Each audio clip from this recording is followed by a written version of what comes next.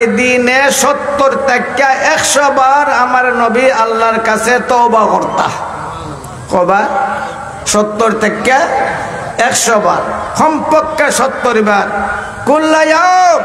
কুল্লায়াম প্রত্যেক দিন আমার নবী 70 বার কমপক্ষে আল্লাহর কাছে তওবা করতা, আর কোনো দিন 100 বার তওবা করতা। যদি এখন ইস্তেগফারের তওবা গুনার কারণে হয়, তাহলে তার অর্থ এই দাঁড়ায় 90 কমপক্ষে 70টা গুনাহ করতা, কোনো দিন 100টাও গুনাহ করছেন। এর লাগে 100 বার তওবা করছেন, মাথা না না। এই অবস্থা যখন আয়েশা সিদ্দিকা ফকিহাতুল উম্মাহ আয়েশা সিদ্দিকা রাদিয়াল্লাহু তাআলা আনহা যখন দেখলা, তখন তার মনের মাঝে প্রশ্ন জাগলো, কারণ তাই মুফাসসিরাও আসলা, কোরআনের ব্যাখ্যাদাতাও আসলা। আয়েশা সিদ্দিকা রাদিয়াল্লাহু তাআলা আনহা আমার নবীর দলিল সহ প্রমাণ সহ প্রশ্ন করেন, ও নবী, তোমার ব্যাপারে আল্লাহ কইছেন কিতা?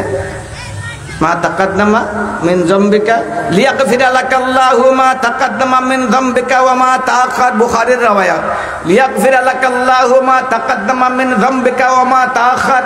ও নবী, তোমার ব্যাপারে আল্লাহ কইছেন তোমার কোনো গুনাহ নাই, তোমার অতীতের গুনাহও নাই, বর্তমানের গুনাহও নাই, ভবিষ্যতের গুনাহও নাই। অর্থাৎ তুমি নিষ্পাপ, তুমি পাপ মুক্ত, তুমি মাসুম, তোমার কোনো গুনাহ নাই। তাহলে এত খান্না খাটি খের লাগিয়া, এত লম্বা সজদা খের লাগিয়া, এত লম্বা কিয়াম খের লাগিয়া তোমার ফাও ফাটি যায়, তুমি সজদাত গেলে মাথা উঠাও না, এত কষ্ট, এত মেহনত খের লাগিয়া। এই প্রশ্ন মা আয়েশার মনের মাঝে জাগছে। আমার নবীর সামনে যখন পেশ করলা, আমার নবী খুব সুন্দর জবাব দেন, আফালা আকুনু আবদান শাকুরা, আমি কি আল্লাহর কৃতজ্ঞ বান্দা হইতাম না? এই যে নিষ্পাপ একটা গুণ আল্লাহ আমারে দিছ, নিষ্পাপ হওয়ার, এইটা আল্লাহর নিয়ামত। লম্বা রুকু সজদা করার যে তৌফিক দিছেন, এটা আল্লাহর না নিয়ামত।